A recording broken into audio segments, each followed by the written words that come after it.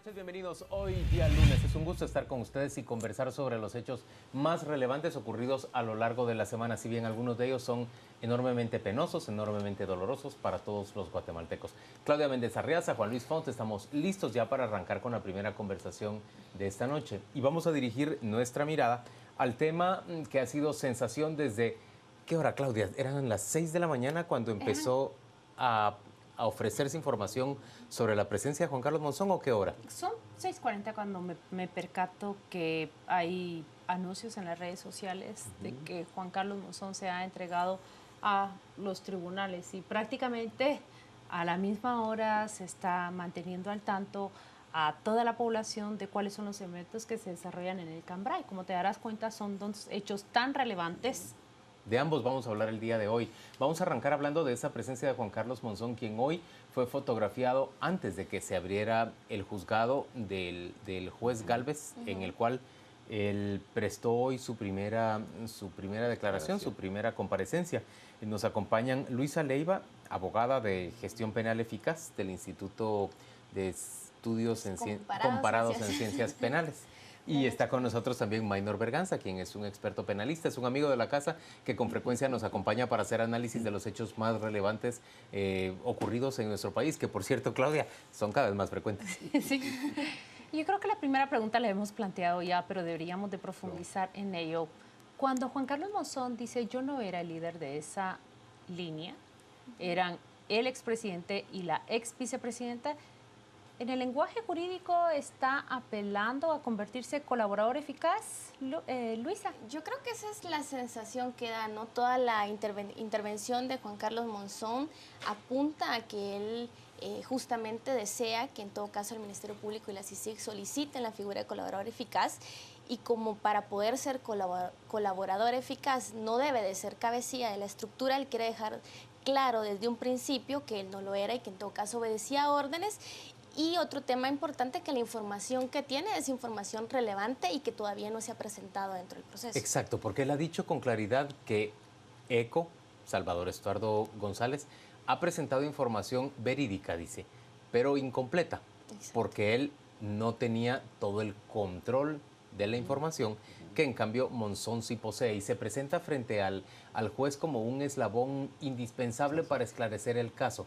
Maynor, ¿él puede ser colaborador eficaz si en términos generales hasta ahora ha sido presentado por el propio Ministerio Público como uno de los cabecillas de la organización? Sí, ese es un tema que estará por ver cómo las diferentes estrategias de defensa en especial, más que el accionar del Ministerio Público, podrán, digamos, deslindarle a él de esa responsabilidad. Ya lo decía Luisa antes, él está tratando de poner en sus propias palabras el lugar en el que quisiera verse. Sin embargo, hace falta ver cosas que los guatemaltecos demandan, Juan Luis.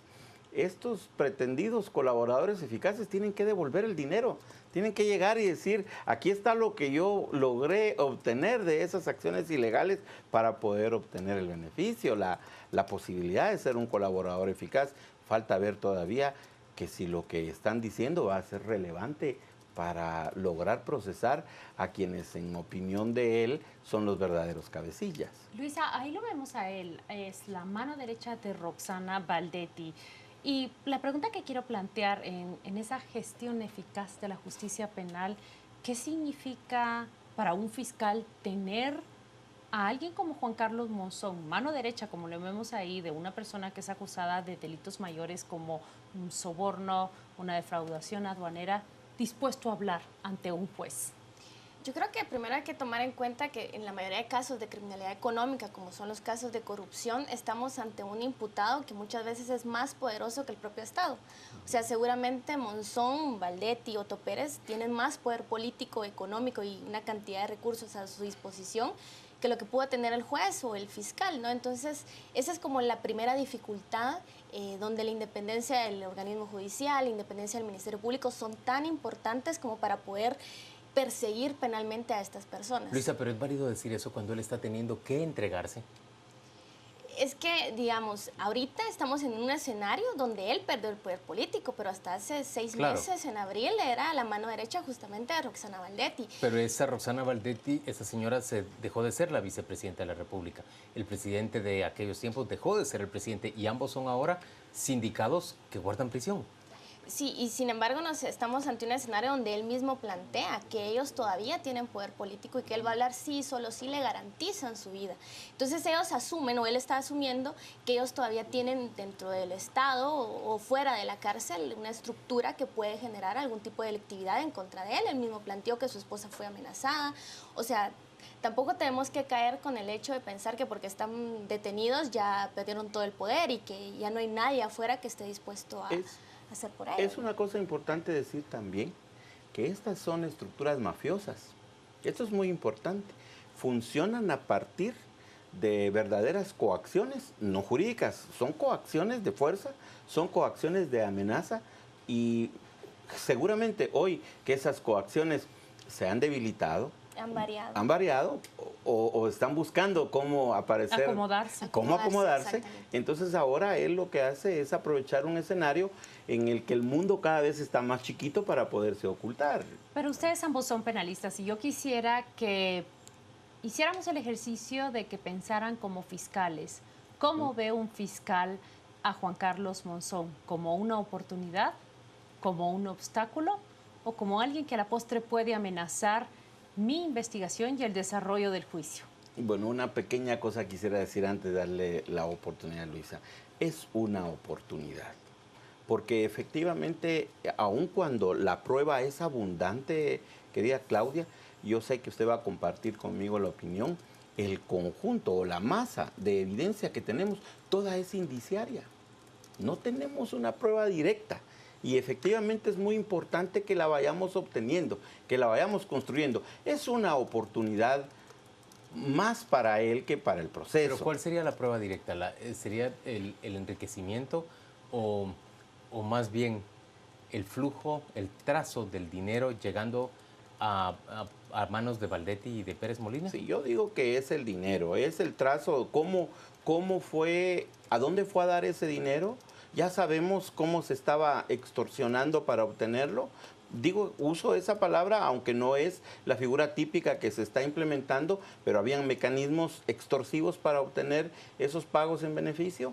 Y luego, quizás sean posiblemente ambas cosas también, porque una cuestión es que al final sepamos, como se ha venido medio sabiendo, cómo operaba la red, pero una muy importante es a dónde fue a dar el dinero. Luisa, ¿es una oportunidad, una amenaza? ¿Usted lo vería con escepticismo? ¿Qué piensa el fiscal del caso en este momento? Yo creo que en este momento los fiscales ya deben de tener más o menos claridad respecto a cómo funcionaba la red, digamos. Y en eso pueden tener ya identificado cuál era el nivel, digamos, de Juan Carlos Monzón dentro de la red para poder determinar si era cabecilla o no. Es una oportunidad, como bien lo decía el licenciado, si el fiscal lo logra aprovechar para fortalecer su teoría del caso. O sea, él tiene una historia de cómo ocurrieron las cosas y puede tener ciertas debilidades y es ahí donde la prueba, digamos, el testimonio de Juan Carlos Monzón puede ser vital o incluso puede ser también contrario. Entonces también, digamos, está ese proceso que el fiscal sí se debe de entrevistar, debe saber exactamente qué información va a proporcionar Monzón como para poder, digamos, analizar o no la figura de colaborador eficaz. Yo, a ver, tengo muchas preguntas y me intrigan cosas como, por ejemplo, establecer cómo pudo Monzón permanecer alejado de la justicia, permanecer prófugo durante 170 días.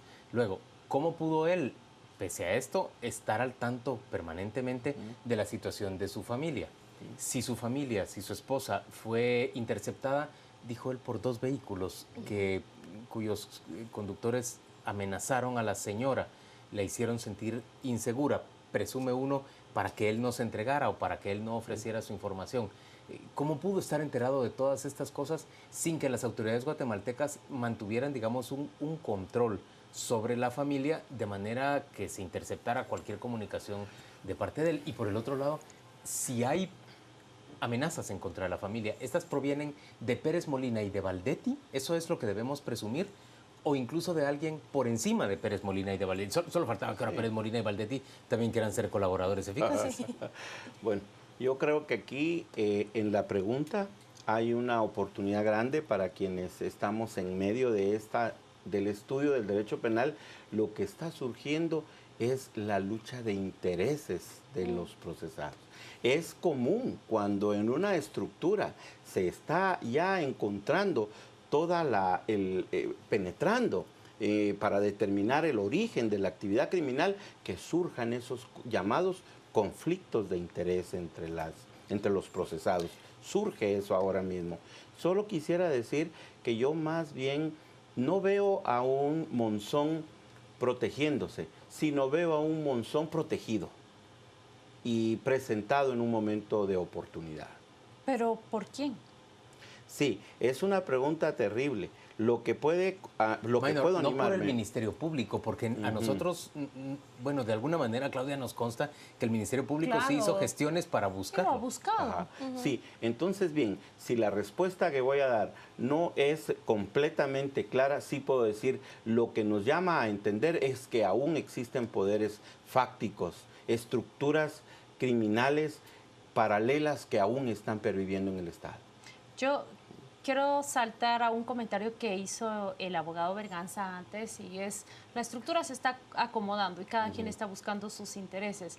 Pareciera con lo que los medios han llamado la cantata de los acusados en la línea, que cada quien está diciendo sálvese quien pueda. Pero hay una batalla que se tiene que ganar, y es una batalla que miro a través del mensaje de Ana Herrera, que a través de la vía de Twitter nos envía justamente el reclamo al que estamos acostumbrados a escuchar: colaborador eficaz, sí, unos años de pena, un arrepentimiento, a salir de la cárcel y a gozar del dinero mal habido. Luisa, ¿esa batalla no está ganada aún ante la opinión pública, o sí?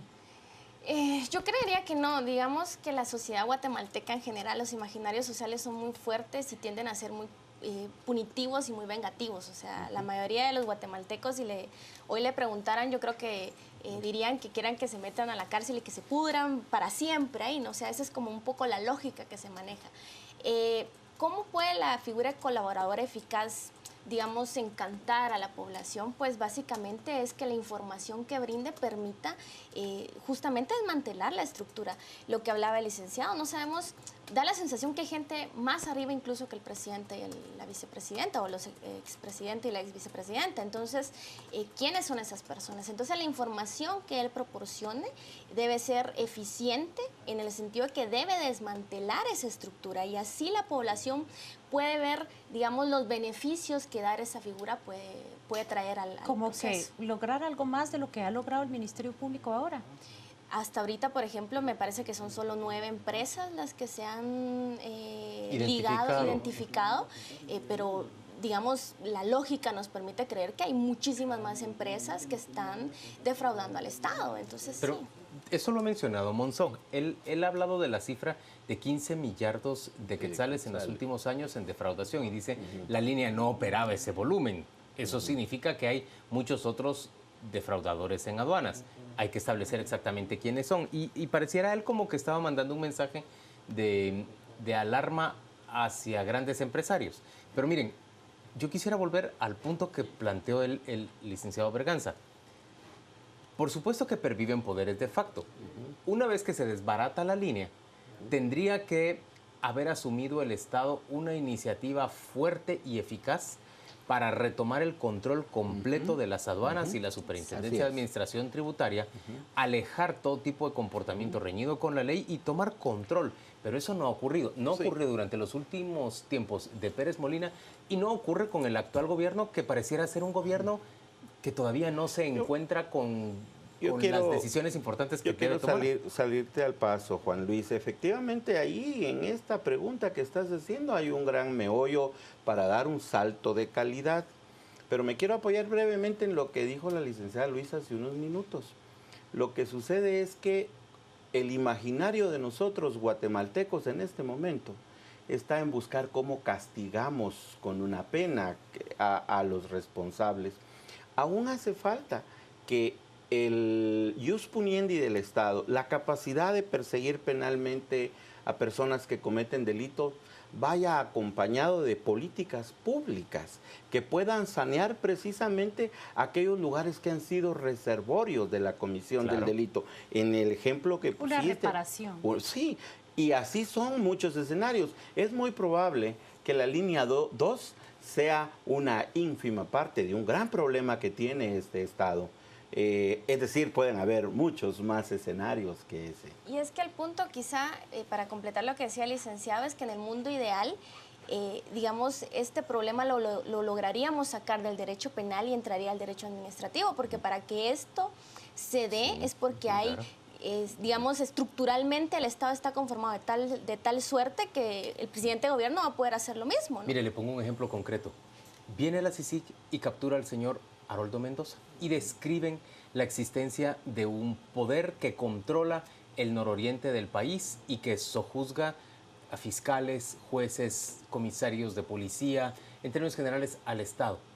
Y viene el presidente Pérez Molina y un poco demerita la captura de la CICIG y no asume el papel que tendría que asumir el Estado, que es el de salir a reforzar. Una vez que presuntamente se ha roto con esa línea de poder ilegal y legítimo, establecer el poder del Estado claramente ahí. Eso no nos ocurre en Guatemala. Pero permítanme agregar, ¿no es acaso lo mismo que ha sucedido en aduanas? Y en la cárcel, Claudia. Exactamente. En la Y en cárcel. prisión. Es ¿Se decir, identifica lo que Byron Juan Luis Lima? menciona como el problema de Haroldo Mendoza en su territorio es un caso, pero en la SAT y en las aduanas es el otro. Vemos que se desmantelan las estructuras, pero en apariencia todo continúa igual.